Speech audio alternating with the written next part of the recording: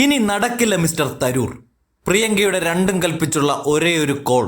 അങ്ങനെ ഒടുക്കം പ്രിയങ്കയ്ക്ക് മുന്നിൽ മുട്ടുമടക്കുകയാണ് ശശി തരൂർ. വിശ്വപൗരപ്പട്ടവും ചാർത്തി കോൺഗ്രസിനെതിരെ വടിവാളെടുത്ത് ഇപ്പോൾ ശരിയാക്കി തരാമെന്നു പറഞ്ഞിറങ്ങിയ തരൂരിനെ അവസാനം തളച്ചിടുന്നത് പ്രിയങ്കയാണ്.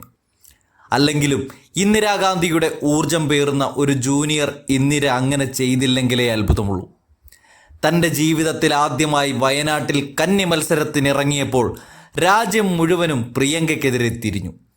എന്തിന്, ഇന്ത്യ മുന്നണിയുടെ ഭാഗമായി നിൽക്കുന്ന CPM വരെ പ്രിയങ്കയെ കളിയാക്കി കളത്തിലിറങ്ങിയപ്പോൾ പ്രിയങ്ക എന്ന ഞാൻ ഇന്നും ഇന്നലെയും തുടങ്ങിയ രാഷ്ട്രീയ പ്രവർത്തനമല്ല, തൻ്റെ 17ാമത്തെ വയസ്സിൽ പിതാവിനൊപ്പം തുടങ്ങിയതാണ്.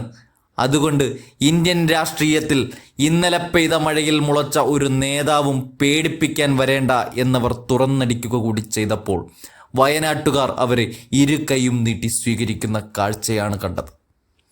ഇവിടെ രാഹുലിനെ പോലും പിന്നിലാക്കിക്കൊണ്ടുള്ള ഭൂരിപക്ഷമാണ് പ്രിയങ്ക കന്നി മത്സരത്തിൽ തന്നെ കരസ്ഥമാക്കിയത്. തൊട്ടു പിന്നാലെ വഖഫ് അടക്കമുള്ള നിർണായക ബിൽ JPCക്ക് വിട്ടപ്പോൾ കേന്ദ്രത്തെ വരച്ച വരയിൽ നിർത്തിക്കൊണ്ട് ആ നിർണായക കമ്മിറ്റിയിലെ അംഗങ്ങളിൽ ഒരാളായി ഇടം പിടിക്കുകയും ചെയ്തു. കാര്യങ്ങൾ ഇങ്ങനെ മുന്നോട്ട് പോകുമ്പോൾ മറ്റൊരു ചുമതല കൂടെ അവർ സ്വയം ഏറ്റെടുക്കുന്നുണ്ട്. ലോക്സഭാ തെരഞ്ഞെടുപ്പിന് പിന്നാലെ നടന്ന ഹരിയാന, മഹാരാഷ്ട്ര, ഡൽഹി അടക്കം തെരഞ്ഞെടുപ്പിൽ കോൺഗ്രസ് BJPക്ക് മുന്നിൽ അടിയറവ് വെച്ചപ്പോൾ ഇനി ഈ പാർട്ടി അങ്ങനെ പോയാൽ ശരിയാവില്ല എന്ന് തിരിച്ചറിഞ്ഞുകൊണ്ട് മൊത്തത്തിൽ അഴിച്ചുപണിയിലേക്ക് കടക്കാനുള്ള ഉറച്ച തീരുമാനവുമെടുത്തു. ആ ഉറച്ച തീരുമാനത്തിൽ പല നേതാക്കളുടെയും സ്ഥാനമാനങ്ങൾ തെറിക്കുകയാണുണ്ടായത്. അതും പരാജയത്തിൻ്റെ ഉത്തരവാദിത്തം ഏറ്റെടുക്കാൻ തയ്യാറാവാത്തവരെ ഇനി ഈ പാർട്ടിക്ക് വേണ്ട എന്ന ഉറച്ച നിലപാടിൻ്റെ കൂടി അടിസ്ഥാനത്തിലാണ് പ്രിയങ്ക കാര്യങ്ങൾ ഓരോന്നും തീരുമാനിച്ചതും നടപ്പിലാക്കിയതും.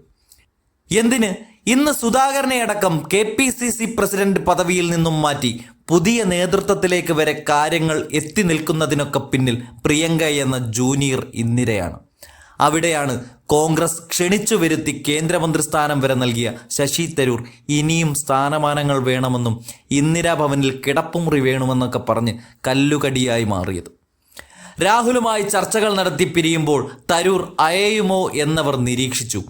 എന്നാൽ കേന്ദ്രമന്ത്രിയുടെ കൂടെ വരെയുള്ള ഫോട്ടോ ഇട്ട് കോൺഗ്രസിനെ ഭീഷണിപ്പെടുത്തി ഇച്ഛ വരപ്പിക്കുമെന്നുള്ള തരൂരിൻ്റെ നീക്കത്തിൽ ഇനി നടക്കില്ല മിസ്റ്റർ എന്ന് തന്നെ പ്രിയങ്ക ഒടുക്കം അടിവരയിട്ട് പറഞ്ഞു. ഇതോടെ തരൂർ മുട്ടുമടക്കി എന്ന് മാത്രവുമല്ല, ഇന്നലെ വരെ വാഴ്ത്തിപ്പാടിയതൊക്കെ തള്ളിക്കളയുകയും ചെയ്തു. താൻ BJPയിലേക്ക് പോകാൻ ആലോചിക്കുന്നില്ലെന്നും തൻ്റെ വിശ്വാസങ്ങളോട് ചേർന്ന് നിൽക്കുന്ന പാർട്ടിയല്ല അതെന്നുമാണിപ്പോൾ തരൂർ അവസാനം പറയുന്നത്. ഒപ്പം CPMനും കണക്കിന് കൊടുത്തു. കമ്മ്യൂണിസ്റ്റുകാർ 10-15 വർഷം പിറകിലാണ് എന്നതായിരുന്നു അത്. ഇവിടെയാണ് രാഹുൽ കൈയടിക്കുന്നത്.